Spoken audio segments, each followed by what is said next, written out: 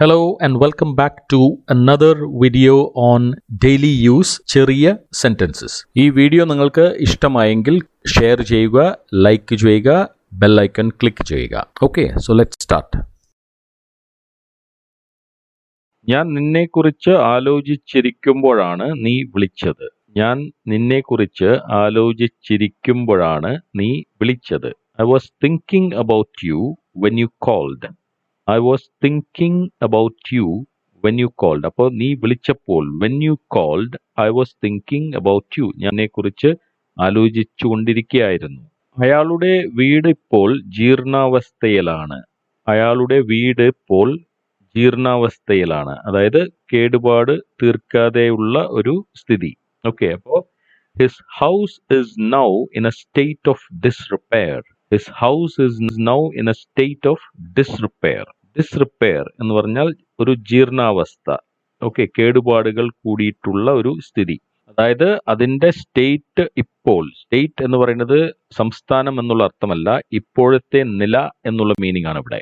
ഇപ്പോൾ അതിന്റെ സ്ഥിതി അല്ലെങ്കിൽ അതിന്റെ നില ജീർണാവസ്ഥയിലാണ്. In a state of ഡിസ്റിപ്പയർ.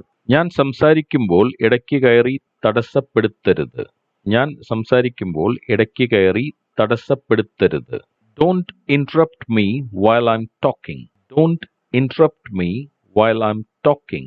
While I'm talking എന്ന് പറഞ്ഞാൽ ഞാൻ സംസാരിച്ചു കൊണ്ടിരിക്കുമ്പോൾ don't interrupt me. എന്നെ interrupt ചെയ്യരുത്. Interrupt എന്ന് പറഞ്ഞാൽ നമ്മൾ ഇടയ്ക്ക് കയറി ഒരാൾ സംസാരിക്കുന്നതിന്റെ ഇടയിൽ കയറി സംസാരിക്കുക. അപ്പോൾ don't interrupt me while I'm talking. ഇതിനെ നമുക്ക് don't interrupt me when I'm talking അങ്ങനെയും പറയാറുണ്ട്. സോ while I'm talking അല്ലെങ്കിൽ when I'm talking, ഞാൻ സംസാരിക്കുമ്പോൾ ഇന്ററപ്റ്റ് ചെയ്യരുത്. എനിക്കത് ശരിക്കും മനസ്സിലായില്ല, അത് ഒന്നും കൂടി പറഞ്ഞു തരാമോ? എനിക്കത് ശരിക്കും മനസ്സിലായില്ല, അത് ഒന്നുകൂടി പറഞ്ഞു തരുമോ? I really didn't understand that. Could you explain that again? I really didn't understand that. I really, എനിക്ക് ശരിക്കും did not understand that. അത് ശരിക്കും മനസ്സിലായില്ല. Did not understand that. Could you explain that again? എനിക്ക് വേണ്ടി നിങ്ങൾ അത് വീണ്ടും ഒന്ന് ചെയ്യാമോ? ഒന്നുകൂടെ പറഞ്ഞു തരാമോ എന്നാണ് ചോദിക്കുന്നത്. I really didn't understand that. I really didn't understand എന്നതിനെ നമുക്ക് I didn't really understand അങ്ങനെയും പറയാം. അതായത് ആ റിയലി ആൻഡ് ഡിഡന്റ് എന്നതിനെ രണ്ട് വിധത്തിലും നമുക്ക് മാറ്റി പറയാവുന്നതാണ്. കാറുകൾ ഗേറ്റിന് മുന്നിൽ പാർക്ക് ചെയ്യാൻ പാടില്ല. കാറുകൾ ഗേറ്റിന് മുന്നിൽ പാർക്ക് ചെയ്യാൻ പാടില്ല. Cars must not be parked in front of the gate. Cars must not be parked in front of the gate. Park ചെയ്യാൻ പാടില്ല. സോ പാർക്ക് പറയുന്നത് parked. Must not be parked എന്ന് പറയുമ്പോൾ ഈ മസ്റ്റ് എന്നുള്ളത് ഉപയോഗിക്കുന്നത് കൊണ്ട് നിർബന്ധമായും ഇവിടെ പാർക്ക് ചെയ്യരുത് എന്നാണ് പറയുന്നത്. ഇതിനെ തന്നെ നമുക്ക് cars should not be parked എന്ന് വേണമെങ്കിൽ പറയാം. അപ്പം മസ്റ്റിന് പകരം ഷുഡ് ഉപയോഗിക്കാം. മസ്റ്റും ഷുഡും ഇംഗ്ലീഷിൽ മോഡൽ വേർബ്സ് എന്നാണ് പറയുക. അപ്പോൾ പക്ഷെ ഷുഡ് ഒരു അഡ്വൈസ് എന്നുള്ള നിലയ്ക്കാണ്. അതായത് ഇവിടെ ചെയ്യാൻ പാടില്ല എന്ന് നമ്മൾ കുറച്ചും കൂടെ സൗമ്യമായി ഒരു സജഷൻ പോലെ പറയുമ്പോഴാണ് നമ്മൾ ഷുഡ് ഉപയോഗിക്കാറ്. പക്ഷെ നിർബന്ധമായും ചെയ്യേണ്ട ഒരു കാര്യത്തിന് നമ്മൾ മസ്റ്റ് ആണ് പറയേണ്ടത്. അപ്പോൾ കാസ് മസ്റ്റ് നോട്ട് ബി പാർക്ക്ഡ് അല്ലെങ്കിൽ കാസ് ഷുഡ് നോട്ട് ബി പാർക്ക്ഡ്. രണ്ടിനും സ്ലൈറ്റ് ഡിഫറൻസ് മനസ്സിലാക്കും. പുറം മതിലിന് ഒരു കോട്ട് പെയിന്റ് കൂടി ആവശ്യമുണ്ട്.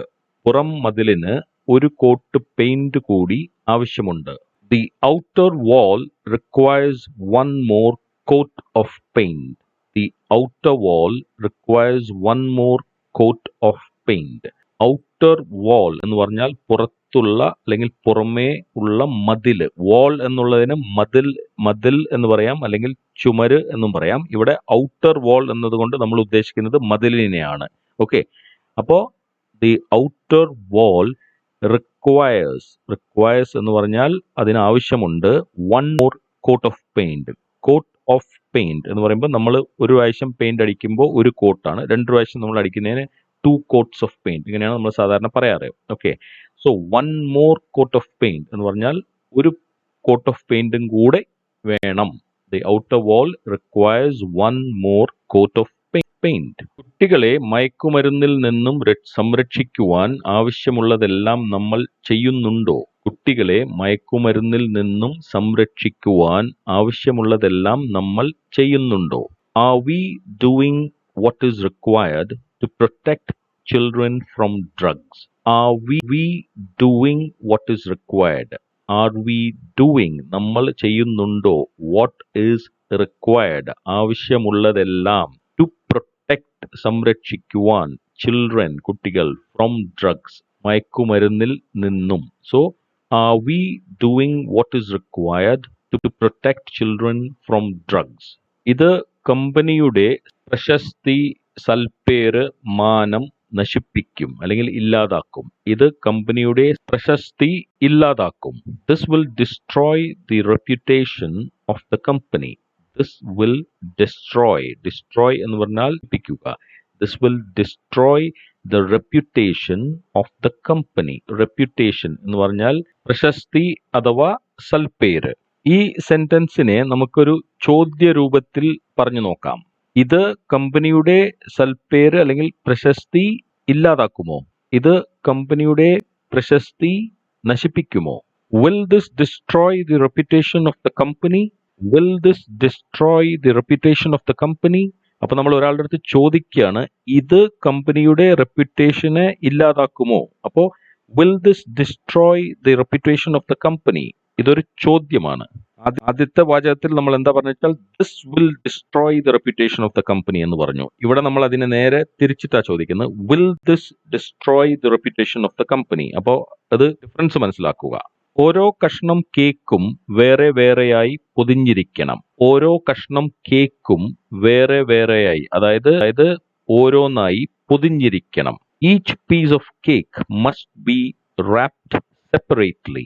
Each piece of cake must be wrapped separately. പൊതിയുക എന്നതിന്റെ ഇംഗ്ലീഷ് വാക്കാണ് wrap. WRAP. അപ്പോ കേക്കിന്റെ പീസുകൾ ഓരോന്നായും വെവ്വേറെ സെപ്പറേറ്റ്ലി പൊതിഞ്ഞിരിക്കണം, റാപ്പ് ചെയ്തിരിക്കണം. It should be wrap separately.